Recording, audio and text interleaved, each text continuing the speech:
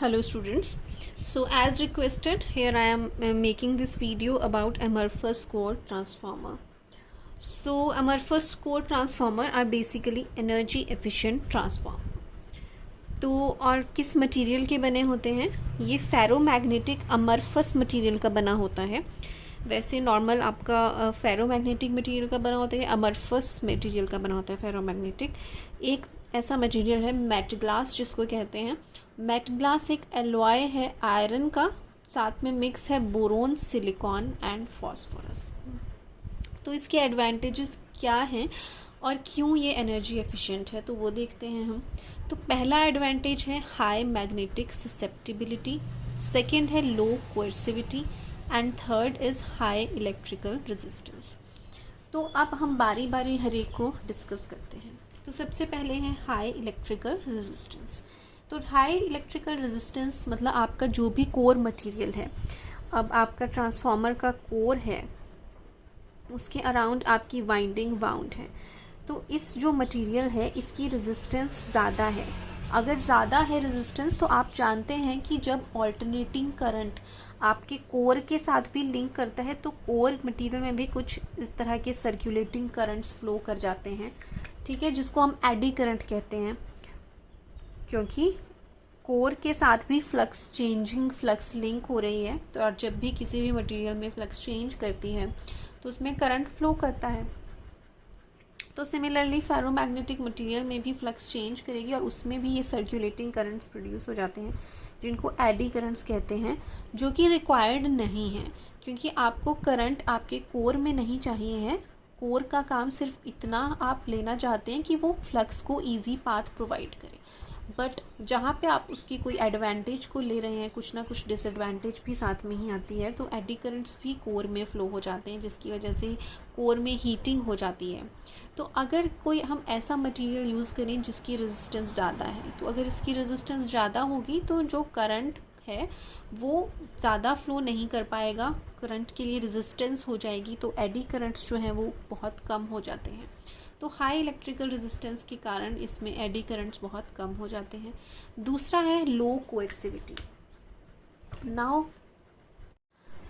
आपने hysteresis loop study किया है कि किसी भी जब हम मटेरियल को मैग्नेटाइज करते हैं, मींस अगर मान लो फेरोमैग्नेटिक मटेरियल को हम मैग्नेटाइज कर रहे हैं और एक वायर उस पर वाउंड है जिसमें हम करंट पास करवा रहे हैं, तो हम किसी भी फेरोमैग्नेटिक मटेरियल को हम कैसे मैग्नेटाइज कर सकते हैं? एक मैग्नेटिक फील्ड के नज़दीक रख के। मतलब कोई एक आयरन का पीस है, उसको अगर आप मैग्नेट के नज़दीक रख दो, दिस इज़ योर मैग्नेट, और आयरन का पीस हमने साथ में रख दिया, तो ये वाला ऑटोमेटिकली यहाँ पे नॉर्थ पोल बन जाता है और इस साइड साउथ। मीन्स जितनी देर तक आपका आयरन का पीस मैग्नेटिक फील्ड में है, that is it is also behaving as a magnet itself. और अब इसको परमानेंट मैग्नेट्स जो होते हैं वो नेचर में कुछ तो ऑलरेडी पाए जाते हैं, कुछ आपको अलग अलग मेथड से हम बनाने पड़ते हैं। एक मेथड है कि आप फेरोमैग्नेटिक मटेरियल को मैग्नेटिक फील्ड में हम रख दें। फॉर एग्जांपल आयरन पीस को मैंने मैग्नेटिक फील्ड में अगर रख दिया और आयरन पीस को फिर हम बहुत अलग कंडीशंस से इसको गुजरना पड़ता है, टेम्परेचर और pressure, under high temperature and pressure, और साथ साथ में कई केसेस में हैमरिंग भी की जाती है। तो हैमरिंग एक किसी हैवी मेटल से इसको बीट किया जाता है, तो इसके डोमेन्स परमानेंटली अलाइन हो जाते हैं और एक तरह से ये एक परमानेंट मैग्नेट बन जाता है। तो इस तरह के मैंने आपको पिछले सेमेस्टर के कोर्स में भी हिस्टेरेसिस मोटर की आई थिंक वीडियो थी, उसमें मैंने ये चीज़ आपको एक्सप्लेन करी थी कि किस तरह से हम फेरोमैग्नेटिक मटेरियल को मैग्नेटाइज कर सकते हैं। तो ये तो हो गया परमानेंट मैग्नेट बनाने का तरीका, बट ये है कि जब तक कोई आयरन का पीस मैग्नेटिक फील्ड में रखा है तब तक वो आपका मैग्नेटाइज हो रहा है। जैसे ही हम उसको मैग्नेटिक फील्ड से हटा रहे हैं तो आयरन का पीस अपनी मैग्नेटिक प्रॉपर्टी लूज़ कर देता है, बट थोड़ा सा उसमें कुछ बचता है जिसको हम रिटेंटिविटी कहते हैं। सिमिलरली यहाँ पे भी आप देखिए, एक ये जो कॉइल है ये इलेक्ट्रोमैग्नेट है और बीच में ये कोर है। तो इसमें जब मैंने करंट पास किया तो ये कॉइल आपकी मैग्नेट बन जाएगी, this coil is acting as a magnet. तो ये फेरोमैग्नेटिक मटेरियल में भी ये मैग्नेटाइज्ड हो जाएगा ये भी। तो अब हमने देखना है कि किस तरह से होगा। तो जैसे जैसे हम करंट बढ़ा रहे हैं, मैग्नेटिक फील्ड बढ़ा रहे हैं, तो वैसे वैसे आपका जो फेरोमैग्नेटिक मटेरियल है वो मैग्नेटाइज्ड होता है। और जैसे जैसे हम उसका करंट डिक्रीज़ करते हैं तो वो उसको ज़ीरो हो जाना चाहिए, जो आयरन का पीस है उसको अपनी बिल्कुल ज़ीरो पे आ जाना चाहिए, बट एक्चुअल में ऐसा नहीं होता है। तो उसमें थोड़ा सा कुछ बचता है अभी भी मैग्नेटिक फील्ड, जिसको हम रिटेंटिविटी कहते हैं, ठीक है। और इसको कम्प्लीटली ज़ीरो करने के लिए हमें दूसरी डायरेक्शन में मैग्नेटिक फील्ड देना पड़ता है, ठीक है। तो दूसरी डायरेक्शन में आपको मैग्नेटिक फील्ड को देना पड़ेगा। तो ये जो दूसरी डायरेक्शन में हम देते हैं इसको हम कोएर्सिविटी कहते हैं, ठीक है। और सिमिलरली नेगेटिव डायरेक्शन में आप इंक्रीज़ करेंगे तो नेगेटिव डायरेक्शन में वो मैग्नेटाइज होगा, और जब उसको हम डिक्रीज़ करेंगे, ज़ीरो पे लाएंगे, तो वो ज़ीरो नहीं होगा, थोड़ा सा उसमें रिटेंशन रह जाती है। तो इस तरह से ये एक आपका लूप बनता है। तो इसमें क्या है, आपका कोर्सिविटी और रिटेंटिविटी प्रॉपर्टी की वजह से मटेरियल को कम्प्लीटली डीमैग्नेटाइज होने में भी एनर्जी वेस्ट होती है।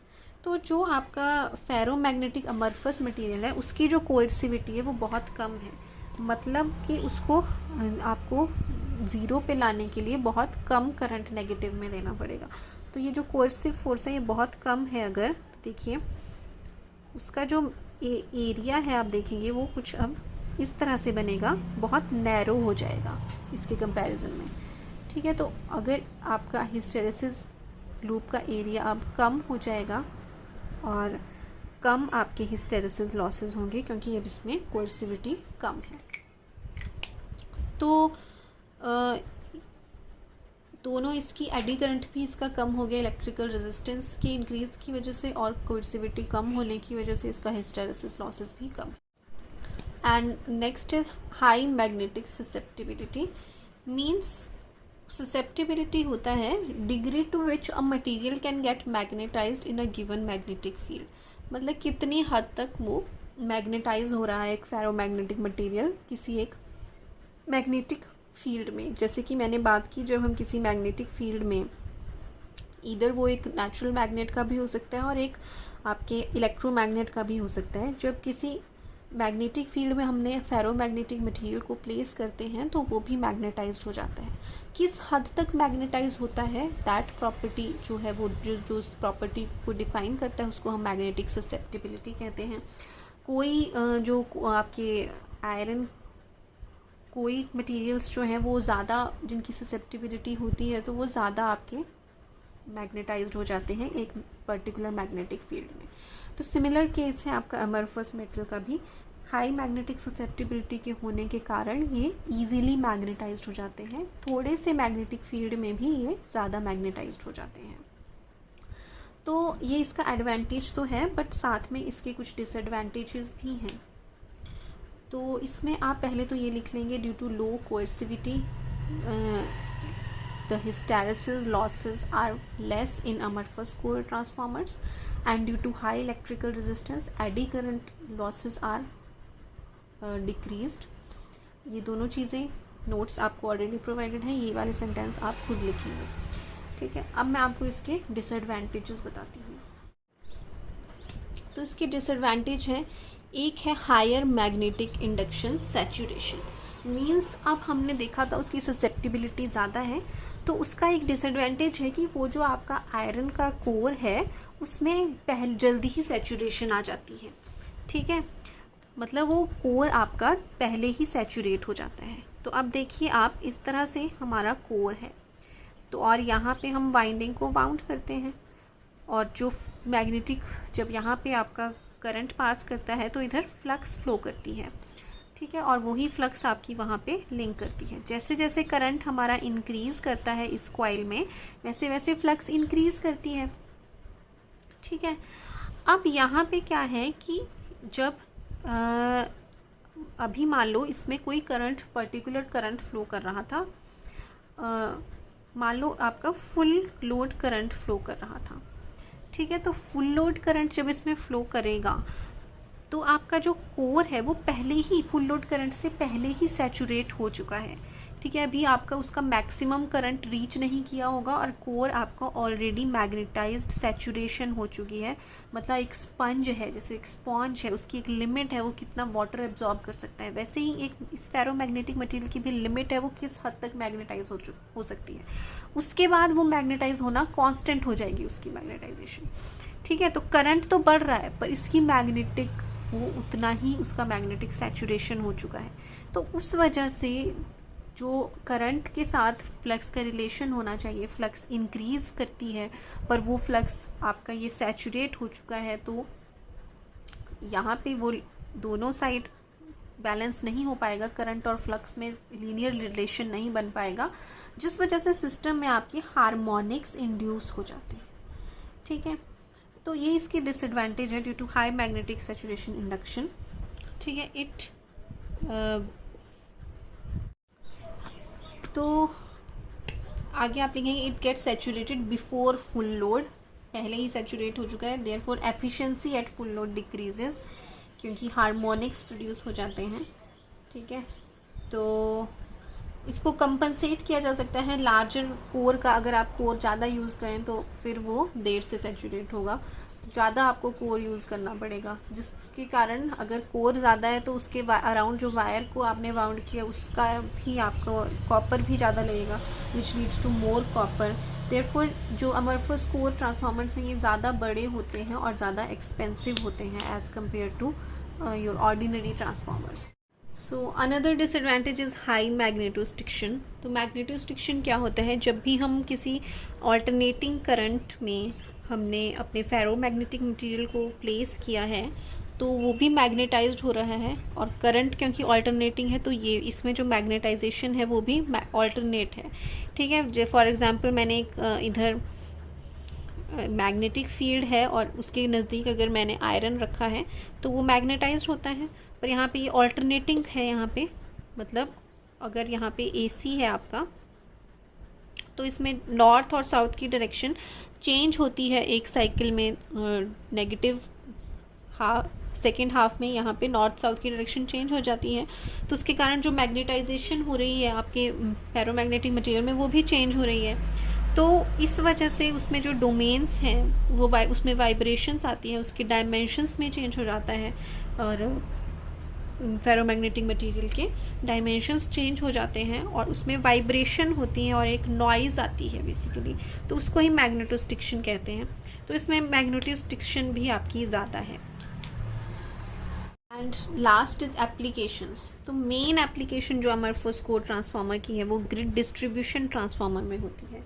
तो डिस्ट्रीब्यूशन ट्रांसफार्मर आप जानते हैं 24 आवर्स रन करते हैं, और पर वो फुल लोड पे रन नहीं करते हैं, कभी भी वहाँ पे लोड हमेशा कुछ 75% ऑफ फुल लोड के करीब होता है, तो फुल लोड पे वो रन नहीं करते हैं। तो उस केसेस में क्या है कि आपके कॉपर लॉस, तो फुल लोड कॉपर लॉस नहीं होते हैं, पर आयरन लॉस तो आपके कांस्टेंट होते हैं। तो आयरन लॉस जो है वो बहुत सिग्निफिकेंट रोल उसमें प्ले करते हैं। तो AMT से आप जानते हैं आयरन लॉसेस रिड्यूस हो जाते हैं, तो डिस्ट्रीब्यूशन लॉसेस से बहुत कम हो जाते हैं। तो यहाँ पे आप ऐसे भी लिख सकते हैं run at 24 hours at about 60 to 70% of full load. ठीक है, तो पावर ट्रांसफार्मर आपको पता है, पावर ट्रांसफार्मर 100% लोड पे ऑपरेट करता है और distribution transformer 60 to 70% full load पे ऑपरेट करता है। तो आपको मैक्सिमम एफिशिएंसी की कंडीशन भी पता है। मैक्सिमम एफिशिएंसी कब होती है, जब आयरन लॉसेस जो हैं वो कॉपर लॉसेस के बराबर होते हैं।